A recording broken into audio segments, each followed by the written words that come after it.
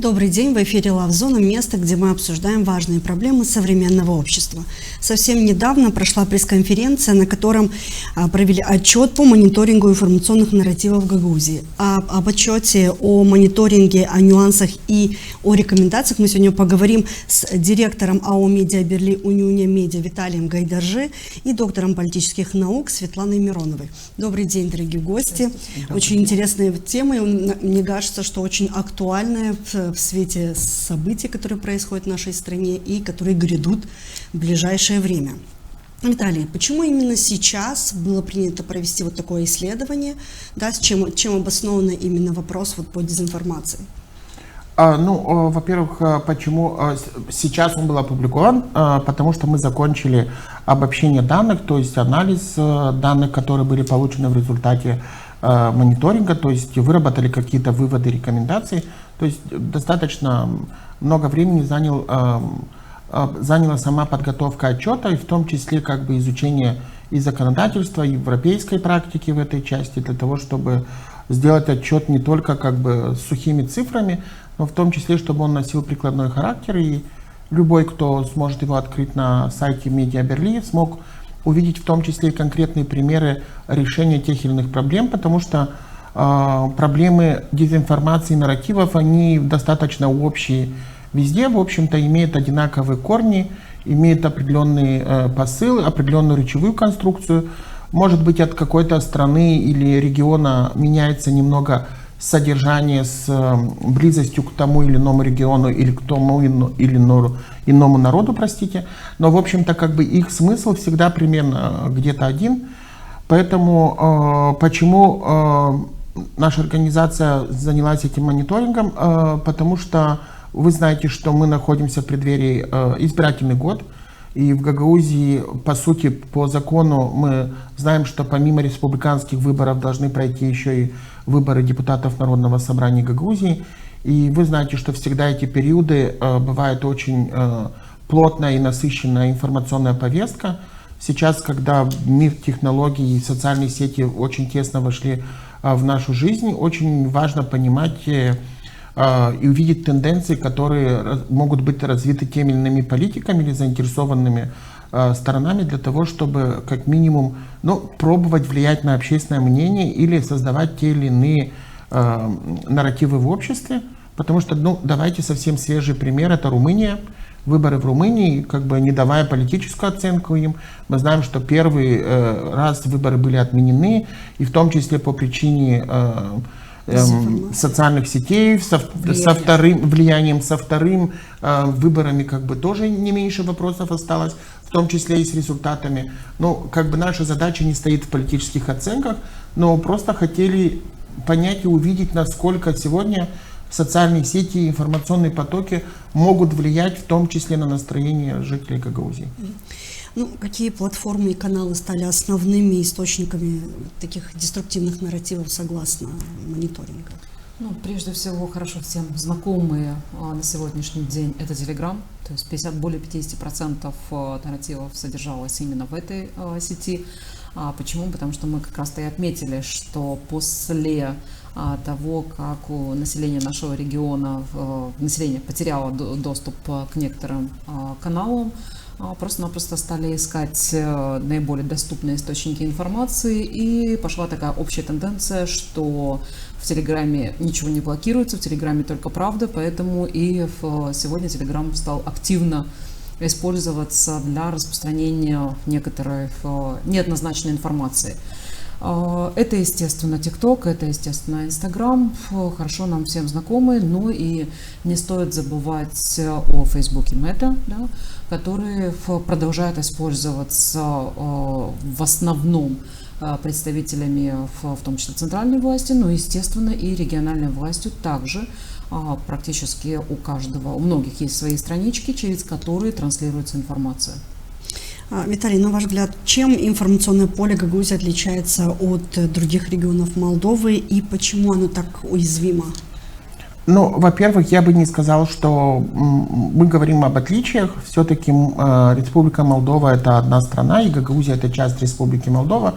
Поэтому, наверное, правильнее рассматривать как единое информационное поле Но я бы сегментировал, в общем-то, по языковому принципу, потому что если Республика Молдова, в общем, это румыноязычный сегмент информационного поля, то Гагаузия это все-таки русскоязычный сегмент.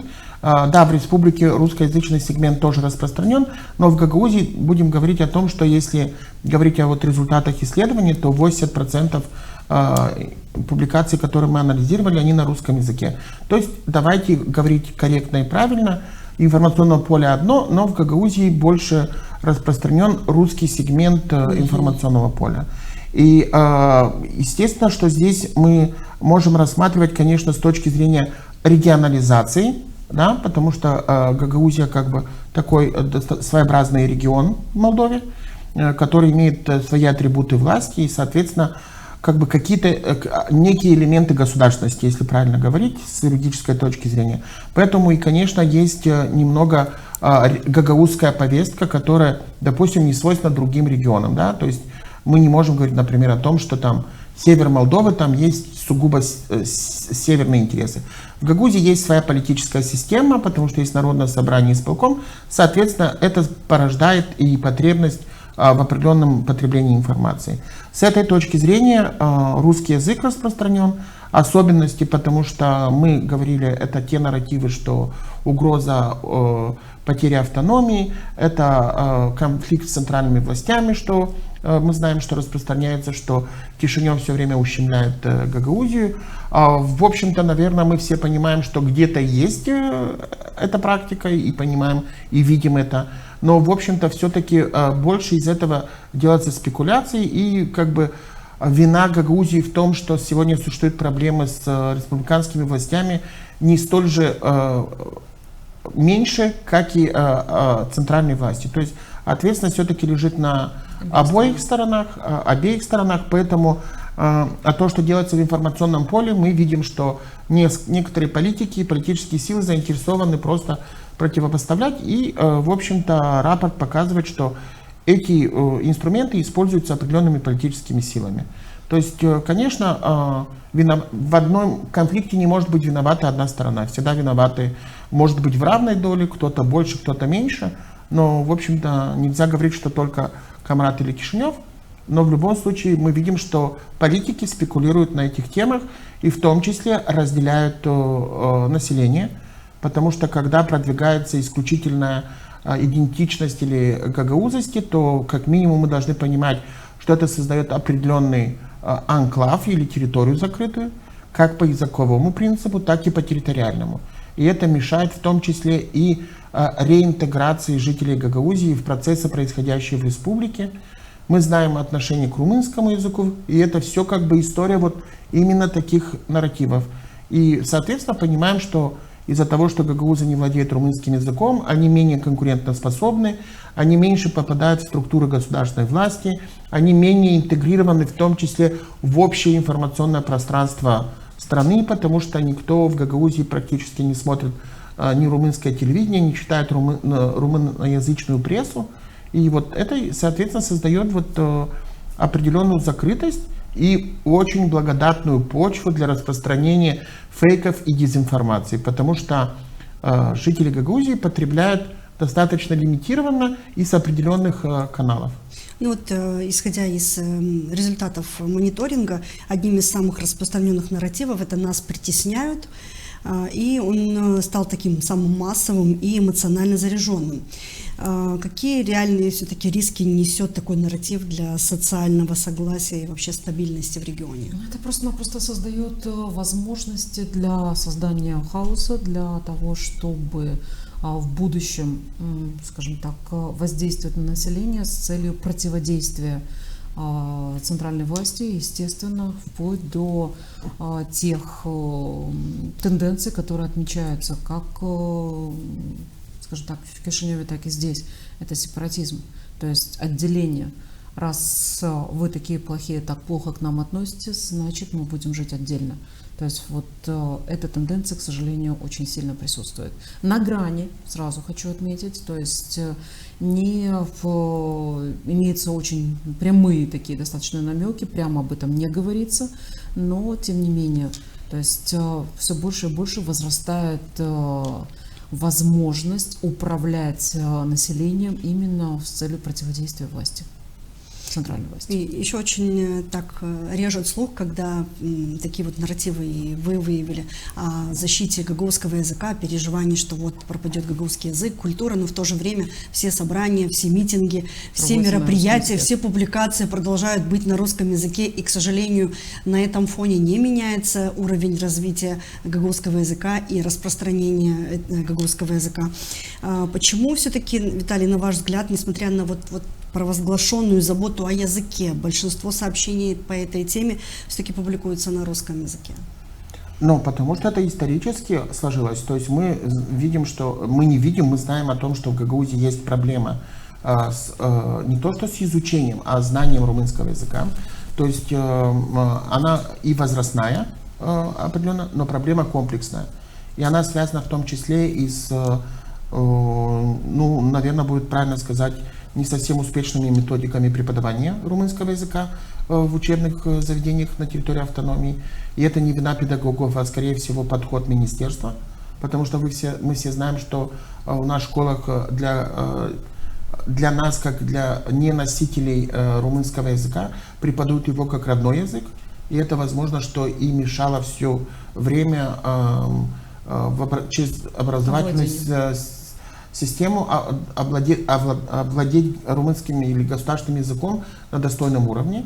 Ну и плюс вот нарративы, которые навешивались на протяжении десятков лет, что Румыния это плохо, при румынах было плохо, то есть вырабатывали у населения определенное отторжение, и, соответственно, кто-то должен потреблять информацию, и мы устроены, люди, в общем-то, социальные существа, поэтому им нужно откуда-то информироваться и получать эту информацию. Соответственно, это русский язык, потому что им владеют все в регионе, он исторически был распространен, СМИ смотрели на русском языке, гагаузский не получил своего достойного распространения, нужно с сожалением признать это.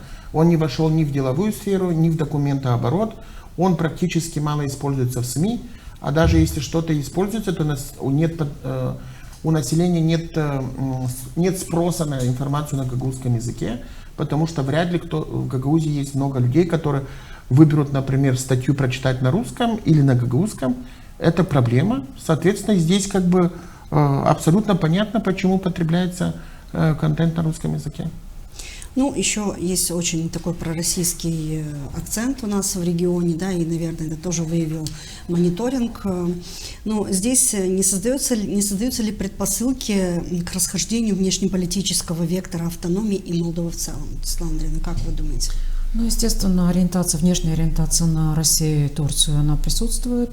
Почему? Потому что Россия подается как единственная страна, которая реально обеспокоена судьбой гагаузской автономии.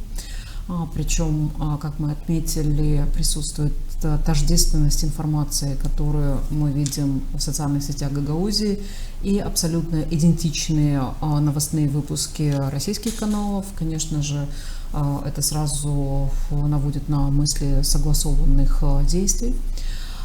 Почему, скажем так, насколько возможно, посмотрите, в последнее время активно вспоминают положение закона об особом правовом статусе, согласно которым в случае потери суверенитета Республики Молдова Гагаузия имеет право на самостоятельное определение.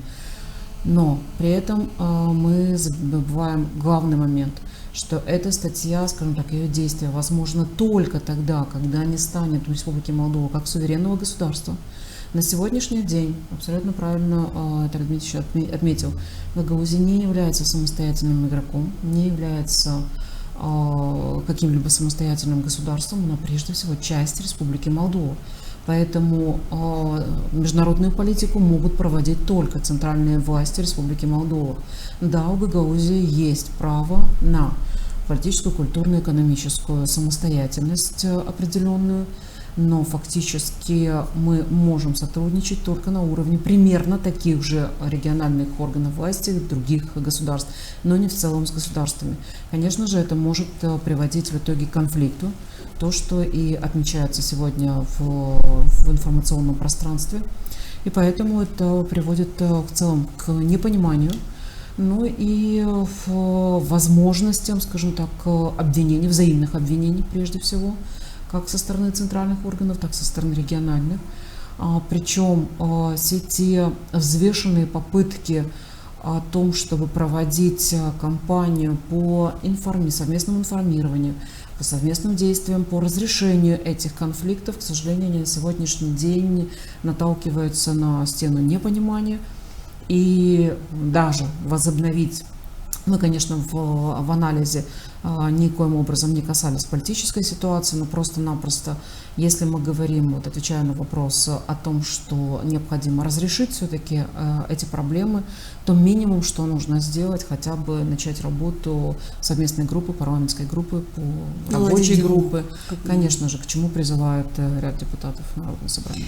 В рамках мониторинга также была выявлена такая героизация сопротивления. Виталий, на ваш взгляд, все-таки как формируется этот образ героев, да, в региональной информационной повестке? И кто сегодня герой в глазах деструктивных нарративов?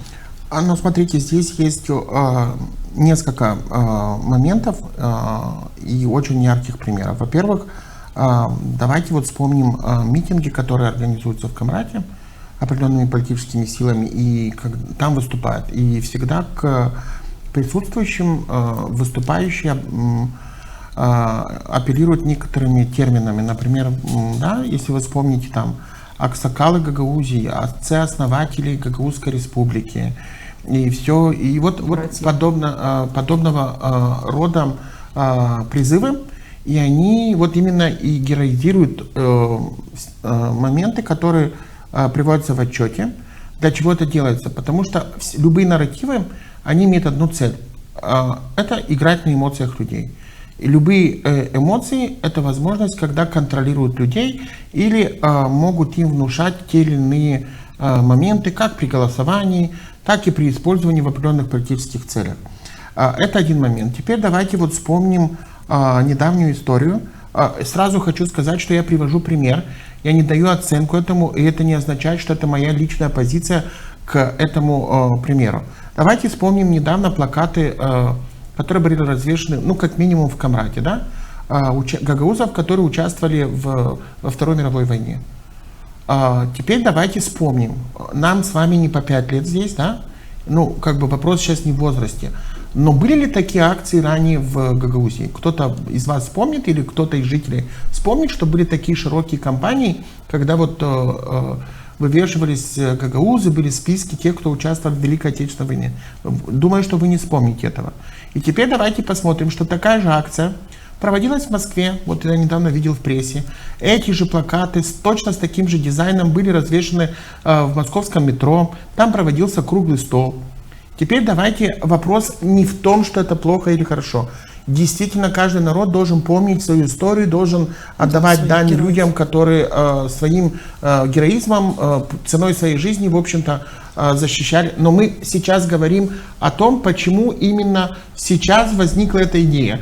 Что мешало на протяжении 70-80 лет или после 1945 года вести вот эту статистику и рассказывать жителям Гагаузии об участниках Гагауза Великой Отечественной войны? Но нам же все время до этого больше втирали другие мифы, что гагаузы это предатели, что они не призывались в войну, потому что им не доверяли и так далее, и так далее. То есть понимаете, как это меняется и насколько спекулируют на этой теме? То есть вопрос не в том, что плохо, что есть гагаузы, которые достойны уважения и могут быть примером, но мы просто говорим о том, что вот это яркие примеры того, как сейчас вот героизируется и почему это делается. А почему это делается, мы понимаем, потому что сегодня есть другая сторона медали, что Россия это борец за мир и справедливость, и они уважают и боролись с фашизмом. И вот показывается общность между гагаузами и российской идентичностью. То есть вопрос, опять же, не лежит в политическом русле для меня, как для жителей этой страны, потому что мы должны заниматься своими проблемами, и население не должно вовлекаться в геополитические споры. Геополитический спор это всегда был плохой пример для Молдовы.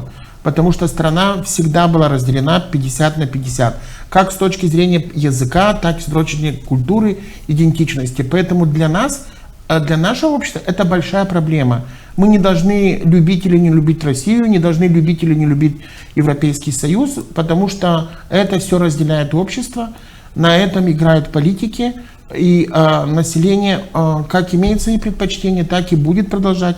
У всех есть родственники и в России, у всех есть родственники в Европе, многие работают и там, и здесь, многими семьями, поэтому для нашего общества это очень опасный прецедент, потому что он разделяет общество и никак не консолидирует и не делает здоровым общество и ту ментальность или общественное мнение. Поэтому если наши жители поймут это, и вопрос не в том, что отмечать День Европы или День Победы, а в том, что это не должно разделять общество.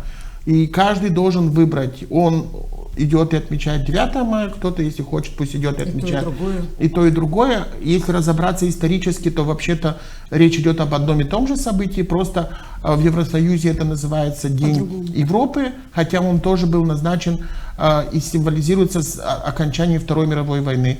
Но на территории СНГ это 9 мая. То есть примерно где-то одно и то же, но вопрос даже нас не должно это интересовать. Это не должно разделять общество. И, в общем-то, та цель и задача, которую мы ставим, понятно, что результатом мониторинга мы не решим эту проблему. Но это помогает и поможет, может быть, многим разобраться, что на самом деле происходит в информационном пространстве, какие должно принимать решения и делать выводы власть, гражданское общество и все участники этих процессов для того, чтобы не разделять общество. Потому что нас, как показывает перепись, и так очень мало осталось, потому что с последней переписи с 2014 года по 2024 в Гагаузии, по-моему, минус 30 тысяч. То есть если каждые 10 лет у нас будет минус 30 тысяч, то, глядишь, через 20-30 лет в Гагаузии уже вообще некому будет не героизировать и даже ходить на выборы. Да. Светлана Андреевна, вот на ваш взгляд, все-таки вот какие из манипулятивных приемов показались вам наиболее опасными или эффективными, да, ну, вот, популяризация, допустим, свои-чужие, или виктимизация, или апелляция к истории? Ну, посмотрите, как раз-то первые два, они наиболее активны сегодня. Мы действительно наблюдаем очень резкое противопоставление свой-чужой. То есть, ну, посмотрите, кто свой? Свой, допустим, Россия, чужой — Европа. Следовательно, туда нельзя, шаг влево, шаг вправо, расстрел на месте. Ни в коем случае. Если вы не с нами, значит, вы спас. И наоборот, да, присутствуют политические оценки. То есть достаточно часто это повторяется. И как итогом, как раз-то является виктимизация. То есть раз они чужие, следовательно, чужие всегда хотят поработить других, мы другие, поэтому центральная власть нас притесняет, отбирает полномочия, не объясняет ничего, не хочет нас слышать, лишает финансов, лишает всех остальных рычагов управления. Следовательно, искусственно создаются проблемы, которые мы героически должны решать. Примерно вот такая вот картинка наблюдается в информационном пространстве Гагаузии за последнее время. При этом, как было абсолютно правильно отмечено, никаких шагов, реальных шагов для разрешения этой ситуации не предпринимается. Мы хотим общения, мы хотим разрешения проблемы, мы едем к европейским послам, при этом мы продолжаем кричать, что Европа плохо. Вот один из маленьких примеров. Ну, какие все-таки правовые нормы, по вашему мнению, чаще всего нарушаются в подобных публикациях? Ну, посмотрите, прежде всего мы говорим, начнем с статьи Конституции о свободе мнения. Сразу хочу отметить, что свобода мнения, она всегда очень тесно соприкасается с другой нормой, это уважение человеческого достоинства. Если сказать совсем просто и примитивно, если ты сказал А, то будь готов сказать Б. То есть любое мнение должно быть доказанным, естественно. В итоге наше законодательство, тот же кодекс телевидения и радио, значит, аудиовизуал, практически четко нам определяет, что не должно быть никакого языка вражды. Прежде всего языка вражды, языка ненависти. Если мы видим, наблюдаем, а мы видим вот эти нарративы, следовательно, мы можем сделать выводы о том, что в обществе нарастает язык вражды. То есть общество готовится, искусственно готовится к социальному взрыву, который может, к сожалению, действительно произойти из-за таких нарративов. Почему? Потому что общество будет готово практически к сокрушению всего того, что является Как чужим. пороховая бочка. Как пороховая бочка где-то, естественно. При всем том, что мы очень терпеливый народ, все. Я буду говорить в целом о народе, который проживает на нашей территории. Тем не менее, каждое терпение имеет свой лимит. И, естественно, для того, чтобы этого не случилось, должны быть созданы, продолжать, по крайней мере, работу по созданию мостов, по общению между представителями всех народностей, которые проживают, этносов, которые проживают на территории Республики Молдова в целом, для того, чтобы было реально объединение в целях, прежде всего, развития всего народа Республики Молдова. То есть, когда мы будем говорить о благосостоянии любого рядового жителя Республики Молдова, следовательно, мы можем говорить и о том, что житель Окницы, житель Чедерунги живет примерно в равных условиях и не наблюдает дискриминации. Минимум. Прежде всего. На эти аспекты хотелось бы обратить внимание наших властей. Виталий, вот Светлана Андреевна сказала по поводу того, что, к сожалению, со стороны автономии нет желания выстроить правильный, качественный диалог. Но есть ли какие-то шаги с центральной власти, да, с их стороны? И если нет, например, да, как, на ваш взгляд, какие шаги необходимо предпринять со стороны центральных властей для того, чтобы все-таки вызвать это доверие у жителей автономии? Ну вот одним из выводов, к которым мы пришли в рапорте, о том, что, как рекомендация, о том, что, возможно, может быть, центральной, власти стоит подумать о том, чтобы ввести какого-то человека ответственного или спикера, который будет отвечать за коммуникации с Гагаузией и в том числе представлять для Гагаузии, для СМИ, для органов региональной власти, для примарий информацию, которая есть в правительстве, о тех программах, о возможностях, которые имеют другие населенные пункты, потому что мы видим, что именно на базе этих моментов сейчас идет очень большое разделение, как внутри Гагаузии. Одни примары имеют больше доступа к региональным властям, другие меньше. То есть идет разделение не только примаров по политическим и каким-то другим принципам, но и в том числе и населения. И от этого население не получает в том числе достаточно возможностей из тех программ и грантовых, и социальных, и других, которые они должны были бы получать. Да? Потому что мы видим, как сегодня вешаются ярлыки, что один примар там спас, другой не спас, третий с кем-то еще. И вот поэтому сюда дают проекты, а в другие населенные пункты не дают. Это результат распространения нарративов, которые в идеальном обществе, наверное, не должны распространяться, но мы имеем то, что имеем. Что центральные власти, конечно, должны как минимум коммуницировать с регионом. И давайте вспомним президентские выборы и референдум, которые были осенью 2024 года. Кто из нас здесь помнит кандидатов в президенты, которые, например, бы посетили хотя бы по одному разу каждый населенный пункт автономии? Да? Я думаю, что даже мы не сможем даже найти одного кандидата, который бы имел бы встречи во всех населенных пунктах автономии. То есть они практически, многие из них вообще даже не брали во внимание Гагаузию. А теперь посмотрим, давайте, потому что там проходил референдум по вопросу европейской интеграции.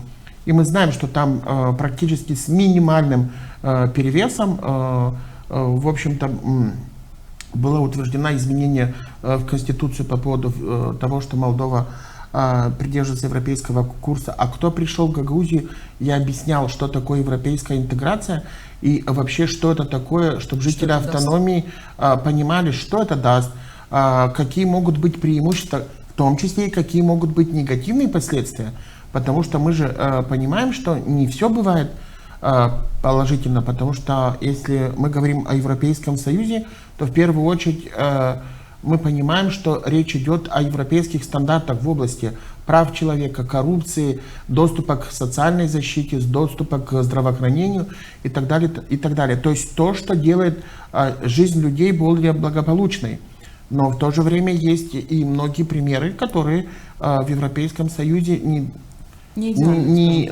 скажем так, они не очень применимы для нашей реальности. И это тоже правда.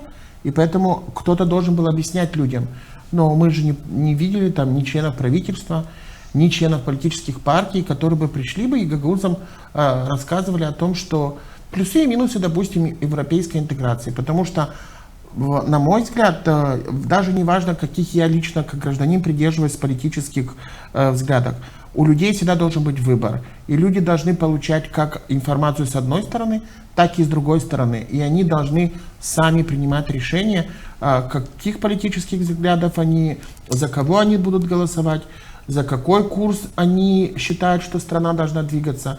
У людей должен быть право выбора. То есть, в моем понимании, не должны навязываться ни одни стандарты, ни другие. Каждый житель Молдовы и Гагаузии должен сам принимать решения на базе той информации, которую нам обязаны предоставлять политики, как те, которые находятся у власти, так и те, которые занимаются политической деятельностью, но сегодня не вхожи ни в парламент, ни в правительство. А, к сожалению, в Молдове с этим большие проблемы, потому что у нас или ты должен быть за одно, или за другое. Приходит одна политическая партия, значит, мы идем строго в сторону России. Приходит другая политическая партия, мы идем строго в сторону Европейского Союза. И становятся врагами те, кто не за Европу, они враги. Те, кто не за Россию, тоже враги. И общество находится в перманентном разделении и противостоянии. Понимаете, так не должно быть, потому что должно быть первый принцип Европейского Союза и марксовских правил заключается в свободной конкуренции и хождении капитала и людей на территории Европейского Союза. А это говорит только об одном главном принципе, о свободе конкуренции. И конкуренция должна быть не только в экономике, но и интеллектуальная конкуренция, и научная конкуренция, и в том числе и политическая конкуренция. Мы не должны выбирать политическую партию за то, что она сегодня пришла и дала так называемую программу «Бюджет плюс». Да, это я имею в виду, что вот сейчас, когда были приняты выплаты к пасхальным праздникам, я не говорю, что это плохо, я не говорю о том, что жители Молдовы недостойны социальной помощи. Но партия ПАС критиковала в свое время партию социалистов и Додона за точно такое же решение. То есть и сейчас пользуются такими же приемами. И вот это говорит о том, что нет политической конкуренции. Потому что мы видели, что кандидаты в президенты, извините, не участвовали в дебатах. Давайте посмотрим портал LoveMD. Мы организовывали дебаты, 4 распространяли публичное приглашение для кандидатов. Ни один из политических игроков на президентской кампании не пришел и не говорил о своей конкуренции. Он не конкурировал со своим оппонентом в эфире. Мы видели такую же историю практически на национальном телевидении, когда был то ли один конкурент и не было второго. То есть он просто говорил. Теперь политики решили, что они лучше пойдут в социальную сеть, наговорят там, что они хотят, им никто не задаст неудобных вопросов, им не нужно будет отвечать на неудобные вопросы ни журналиста, ни своих оппонентов, и мы лишились возможности конкуренции в политической среде. Соответственно, когда мы имеем конкуренцию, мы имеем определенную монополизацию информационного пространства и в том числе создаем почву для того, чтобы различные нарративы продолжали разделять людей. В общем, складывается ощущение нежелания вести диалог со всех сторон. Что со стороны автономии, что со стороны центральных властей. Алла, я не хочу давать оценок, потому что это есть, возможно, что и тренд, который происходит вообще в мировом пространстве, это связано со многими факторами, в том числе и что с большим потоком информации, с достаточно широким распространением социальных сетей, в том числе и переоценка ценностей, изменение мышления, методы подачи информации и методы подачи, потому что классические СМИ уже практически ушли в историю.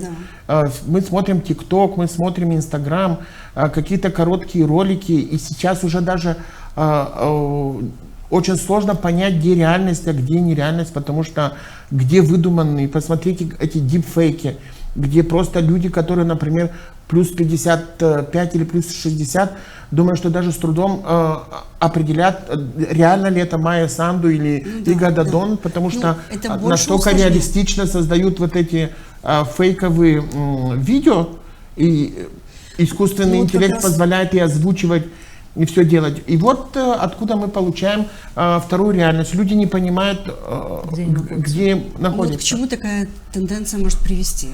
Ведь я думаю, что это будет с каждым годом все больше и больше усложнять ситуацию. Я думаю, что ни я, ни Светлана Андреевна как бы на себя ответственность брать не будем, чтобы говорить о том, что произойдет, потому что все-таки это более глобальные какие-то процессы, и здесь, наверное, нужны другие знания, другой анализ и другая методика, чтобы разобраться. И возможно, что здесь должны работать больше социологи, психологи, которые определят вот эти тенденции и насколько они могут влиять на изменение сообщества. Мы все-таки как бы специализируемся в чуть другой части. Подводя итоги мониторинга такого исследования, дальнейшие действия, да, какие будут следовать действия, да, может быть, эта информация будет дальше распространяться или что ждет итоги? Ну, прежде всего, этот отчет будет опубликован на сайте.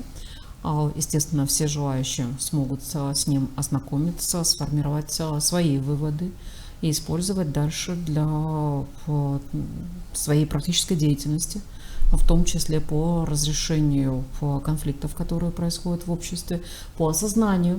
Посмотрите, когда ты не знаешь проблемы, ты просто-напросто не знаешь, чем работать. Поэтому если представители власти, простые избиратели, как мы говорим, просто-напросто поймут, откуда черпается информация и что она в себе несет, как скрытое, латентное, может быть, основание, тогда будет легче принимать решения прежде всего. И решения должны быть основаны прежде на информации правдивой, настоящей информации. Да, здесь есть некоторые проблемы, как нужно, скажем так, уяснить, каким образом, что является правдой, что ложью. Тем не менее, это возможность просто-напросто оценивать не сразу, то есть доверять, но проверять все то, что мы видим, слышим. И думаю, что в результате избиратель просто-напросто будет иметь возможность делать взвешенные решения. И я не буду их оценивать, насколько они будут правильны. Просто-напросто это его решение будет основано на каких-то действительно четко полученных выводах. Виталий, такой итоговый вопрос. Будет ли продолжено это исследование? Будут ли следующие этапы или это уже окончательные результаты? Нет, это не окончательный результат, это только первый этап. Всего будет 4 этапа, то есть 4 тематических мониторинга. В ближайшие месяцы мы обсудим и выйдем со следующим рапортом. Он будет касаться уже немного других направлений, то есть мы анализируем деятельность политических партий на территории Гагаузии, в том числе будем анализировать, что они высказываются как они высказываются в отношении Гагаузии, и в том числе исследуем направление, почему политические партии затрачивают деньги на продвижение, на рекламу в отсутствие избирательной кампании, и сколько они тратят на рекламу в социальных сетях. То есть второй рапорт будет более прагматичным и более интересный и, наверное, более интересным, но и в то же время все-таки нельзя отрицать и важность первого рапорта, потому что он как минимум помог нам, как исследовательской группе, определить те течения или базу того, на базе чего происходят другие процессы. Поэтому мы выбрали не случайно этот период, я говорил и в начале программы, потому что Гагаузия находится в год, где будут как минимум 2 избирательные кампании, и очень важно понимать, насколько информационное поле может повлиять, в том числе на волеизъявление граждан в день голосования. Поэтому мы не претендуем на то, чтобы кто-то должен быть наказан или еще что-то. Речь идет только для того, чтобы выявить какие-то тенденции, для того, чтобы быть готовым и понимать, как можно противостоять таким явлением, как разделение общества, как радикализация и многие другие моменты, которые появляются в обществе, к сожалению, из-за того, что в информационном поле очень много злоупотреблений. Спасибо, спасибо огромное, что мы сегодня встретились и поговорили, мне кажется, о очень важных моментах, потому что дезинформация на самом деле сегодня, к сожалению, в большей степени разделила общество на два лагеря, да, кто-то верит, кто-то не верит, и каждый прав по-своему, каждый имеет свои какие-то обоснования, но, опять же, это приводит, как и вы сказали, и к очень не очень хорошим последствиям. Дорогие зрители, спасибо, что вы сегодня были с нами. Мы говорили о результатах мониторинга информационных нарративов в Гагаузии. Сегодня Виталий Гайдаржи, директор АО «Медиа Берли», Униуня Медиа, и доктор политических наук Светлана Миронова были у нас в гостях, и мы попытались немножко разобраться в вопросе дезинформации, которая, к сожалению, сегодня стала, мне кажется, чумой последних лет не только в Молдове, но и во многих странах мира. Спасибо, что вы были с нами, и до новых встреч.